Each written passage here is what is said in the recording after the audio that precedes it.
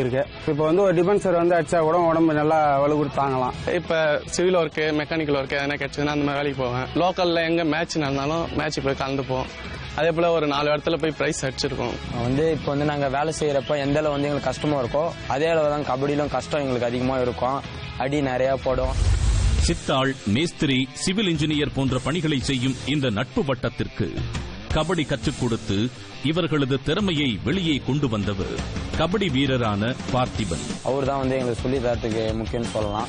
அவர் தான் எங்க ஊர்ல கபடியா உருவாச்சு. அது வரையும் நாங்க வெளியூர்ல தான் ஆடினு இருந்தோம். பசங்களுக்கு ஃபுல்லா ஒரு இன்ட்ரெஸ்ட் போச்சு. அதுல இன்ட்ரெஸ்ட் வந்தவனே ஒரு 2 வருஷத்துக்கு முன்னாடி தான் ஆரம்பிச்சது.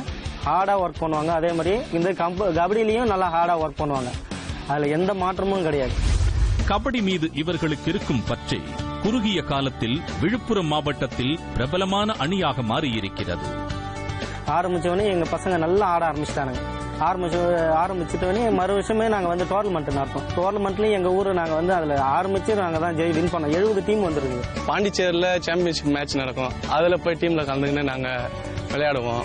எனக்கு ப்ரோ கபடியில பிடிச்ச பிளேயர் அஜித் தாக்கூர் தான் ரொம்ப பிடிக்கும். அவர் நல்லா விளையாடுவார். நல்ல ஒரு அஃபென்ஸ் பிளேயர். நானும் அஃபென்ஸ் பிளேயரா தான் ஆகணும் ஆசை. அதான் விளையாண்டு இருக்கேன். இவர்கள் வெற்றியை அடுத்த கட்டத்திற்கான நுழைவாயிலாகவும் தோல்வியை பாடமாகவும் எடுத்துக்கொண்டு இங்குள்ள ஒவ்வொரு வீரரும் தவமென வாழ்கின்றனர். பாத்தீங்கன்னா எங்க ஊர்ல இருந்து யாருன்னா ஒரு ஆளு ஒரு ப்ரோ கபடியா ஒரு இந்தியா டீம்ல ஆடுறதுக்கு எங்க ஊருன்றதே ஒரு விழுப்புரம் மாவட்டத்துல இருந்து யாருன்னா ஒரு ஆள் ஆடினா கொஞ்சம் நல்லா இருக்கும். எங்களுக்கு வாய்ப்பு கிடைக்காட்டாலும் சின்ன பசங்களுக்கு இப்ப இருந்தே பிராக்டிஸ் பண்ணி ப்ரோ கபடி, நேஷனல் கபடி அந்த மாதிரி விளையாடுறதுக்கு பிராக்டிஸ் கொடுத்துன்னு இருக்கோம். எங்களால முடிஞ்ச வரைக்கும் எங்க உடம்புல தெம்பு இருக்க வரைக்கும் கபடி நாங்க ஒரு மாட்டா விளையாடினா கொஞ்சம் படிப்படியா எங்களுடைய வளர்ச்சி மேல வரும் அப்படின்னு எங்களுக்கு ஒரு நம்பிக்கை.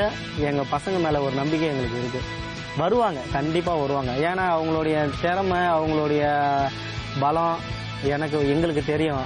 பல நூறு கட்டிடங்களை உருவாக்கும் இந்த நண்பர்கள் அணி கபடிக்கு கோட்டை கட்டப்போவது நிச்சயம். ஓகே, சோ தமிழ் தலைவாஸோட ஹோம் லெக் கொஞ்சம் டிசப்பாயிண்டிங்கா தான் இருந்தது.